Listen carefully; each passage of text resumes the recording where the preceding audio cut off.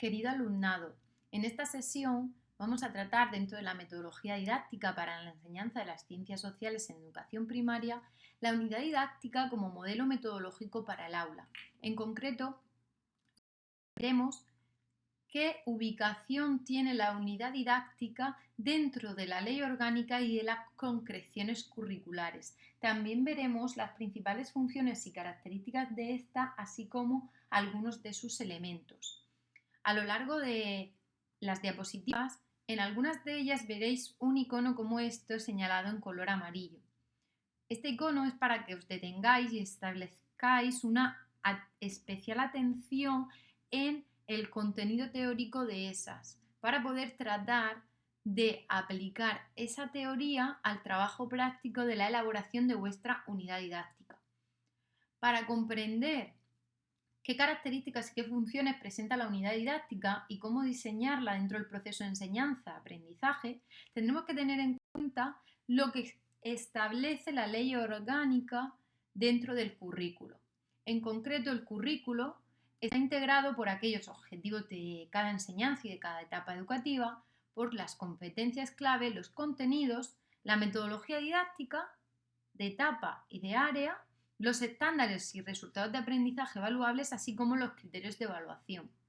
Por tanto, estos elementos son los elementos principales que debemos de tener en cuenta para configurar la unidad didáctica como proceso de estructuración de la enseñanza en ciencias sociales. Para ello vamos a partir no solo de la ley orgánica, que organiza y ordena las enseñanzas y los objetivos de etapa, sino también tendremos en cuenta los reales decretos que establecen los fines de la etapa y las enseñanzas mínimas, es decir, aquellas áreas de conocimiento o asignaturas, así como el currículo de ciencias sociales en sí mismo. Para ello, tendremos que tener en cuenta los niveles de concreción curricular, que son 3.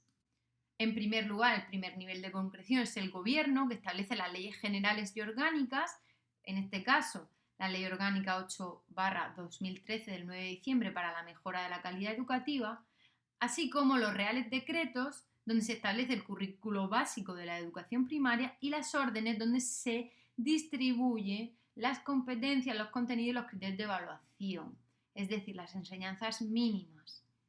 El segundo nivel de concreción curricular serían las administraciones educativas, donde de manera autonómica concreta los reales decretos en los decretos para aplicar el currículo de educación primaria, así como en las órdenes, donde se regula la evaluación para la etapa. A partir de esta concreción curricular autonómica se lleva al tercer nivel de concreción curricular, que serían los centros educativos, donde especifican la concreción curricular autonómica a partir de la programación general anual, dentro de esta la propuesta curricular y a su vez las programaciones docentes y las unidades didácticas y adaptaciones curriculares. Si nos detenemos en este tercer nivel de concreción, podremos disgregar otros niveles de concreción didáctica. En concreto, el primer nivel de concreción serían los decretos curriculares.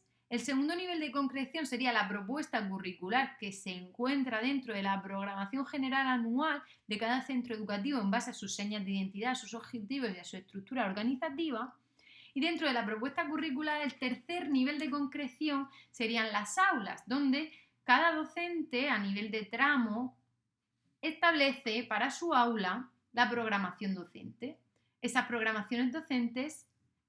En esas programaciones docentes están integradas las unidades didácticas. Por tanto, la programación docente se comprende como el conjunto de unidades didácticas ordenadas y secuenciadas de acuerdo con los criterios establecidos por el equipo de profesorado y las peculiaridades y necesidades o intereses también del grupo de alumnos.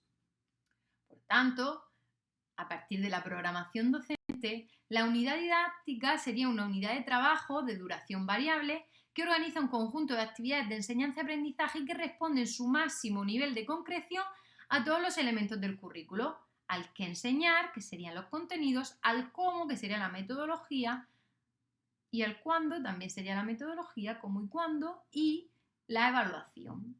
Una unidad didáctica debe responder a esos elementos y, por tanto, debe de ayudarnos a reflexionar y a planificar nuestro proceso de enseñanza-aprendizaje como maestros. Pero ¿cómo se puede organizar dentro de la unidad los contenidos? Pues pueden ser a través de 4 modelos metodológicos diferentes. Se puede organizar de manera disciplinar, es decir, por áreas de conocimiento. También se puede utilizar una organización multidisciplinar. ¿Qué significa eso? Seleccionar los contenidos en base a diferentes áreas curriculares, diferenciando lo que cada una de ellas aporta al objeto de estudio. También podría ser una organización interdisciplinar, que eso supone integrar las diferentes perspectivas disciplinarias de manera interrelacionada, dando así un enfoque globalizador. O también en ciencias sociales se podría establecer una organización en torno a problemas socialmente relevantes, que supone el trabajo sobre situaciones problemáticas del entorno significativas para la experiencia del alumnado. Las principales funciones que presentan las unidades didácticas son adaptar el trabajo didáctico a las características socioculturales del contexto, fomentar el desarrollo y el crecimiento profesional por medio de la reflexión y la autorrevisión de lo que sucede en el aula como docentes. También nos ayuda a eliminar la dependencia excesiva del azar y la improvisación, otorgando al docente seguridad y control de lo que se hace y cómo se hace.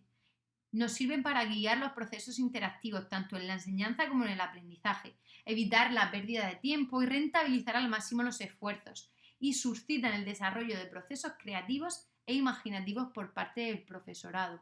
Por tanto, estas funciones revierten en las características de la unidad, que debe de tener una duración variable, ser flexible para permitir incorporar temas relevantes del momento, debe de tener una secuenciación lógica de lo conocido a lo desconocido, de lo fácil a lo difícil, emplear diferentes materiales de trabajo, potenciar un aprendizaje significativo, motivar al alumnado y posibilitar diferentes ritmos de aprendizaje, para que cuando se desarrolle y se aplique en el aula, se trate de adaptar a las ideas y a los contenidos del alumnado para potenciar su reflexión personal, fomentar la curiosidad, que esos contenidos para ellos sean relevantes y veraces, y además introduciendo planteamientos innovadores, para que no lleguemos en el mes de mayo a trabajar como en esta viñeta de Frato, donde dice: qué mala suerte si pudiera tener toda esta nieve y este hielo en el mes de mayo, cuando según el programa tengo que hablar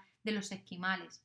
Salgámonos de los programas preestablecidos y diseñemos unidades didácticas contextualizadas que se adapten a las necesidades e intereses del grupo clase y del contexto sociocultural del mismo. Por tanto, a partir de esta primera visión general de qué es una unidad didáctica, vamos a adentrarnos en los elementos que una unidad didáctica debe de contener.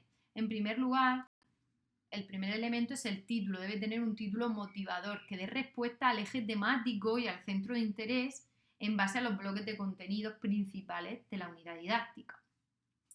En segundo lugar, el primer apartado que define una unidad didáctica sería la contextualización y justificación de la misma, donde se debe dar respuesta a el porqué de la elección de esta unidad, es decir, las razones y los motivos que despiertan en el aula clase el desarrollar esta unidad didáctica con estos contenidos y no otros. No solo a partir de su relevancia epistemológica, sino también a través de una relevancia social, si la hay, y la relevancia legislativa o curricular, ¿de acuerdo?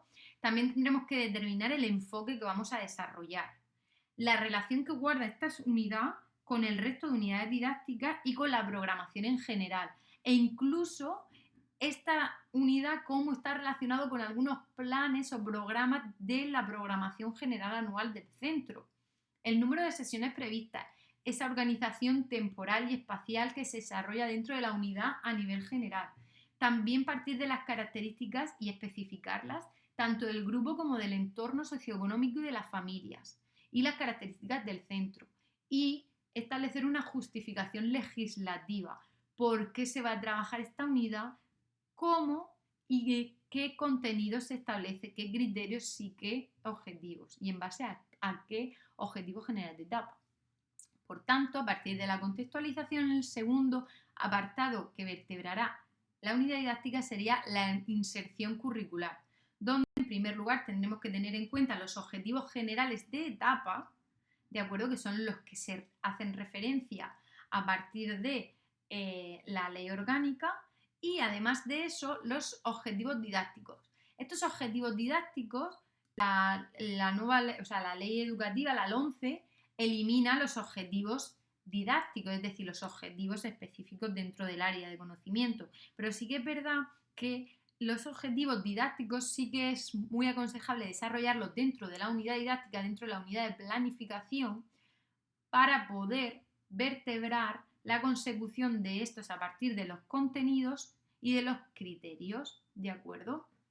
Por tanto, deberíamos de desarrollar, de redactar aquellos objetivos didácticos como las metas que el alumnado ha de alcanzar al finalizar ese proceso de enseñanza-aprendizaje, para delimitar los contenidos, es decir, concretar en qué grado se deben trabajar, y servirnos de referente para elaborar las actividades de enseñanza-aprendizaje, a su vez suministrarnos los criterios de evaluación al final de ese proceso. Los objetivos siempre irán redactados en infinitivo y pueden desarrollarse, pues, dependiendo de qué queremos conseguir con ellos, se utilizarán unos verbos u otros. Los contenidos son ese conjunto de conocimientos, habilidades, destrezas y actitudes que contribuyen a la adquisición de las competencias y al logro de esos objetivos que nos hemos planteado. Por tanto, no solo tendremos que tener en cuenta unos objetivos, unos contenidos conceptuales, sino que también tendremos que dar respuesta a unos objetivos que permitan el desarrollo de procedimientos y actitudes para ser capaces de que ese contenido alcance las competencias que nos hemos propuesto, ¿de acuerdo? Debe de ser unos contenidos que sean jerárquicos en función al grado de importancia y de complejidad, que se adecúen al nivel del grupo clase, han de seguir una correcta secuenciación y a su vez también se deben de diferenciar entre los básicos, los nucleares, los opcionales o los de ampliación en base a las actividades para facilitar la atención a la diversidad.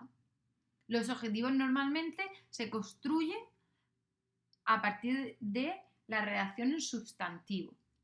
Asimismo, tras los contenidos tendremos que desarrollar las competencias, ¿de acuerdo? Es decir, aquellas competencias clave que en nuestra unidad se van a desarrollar.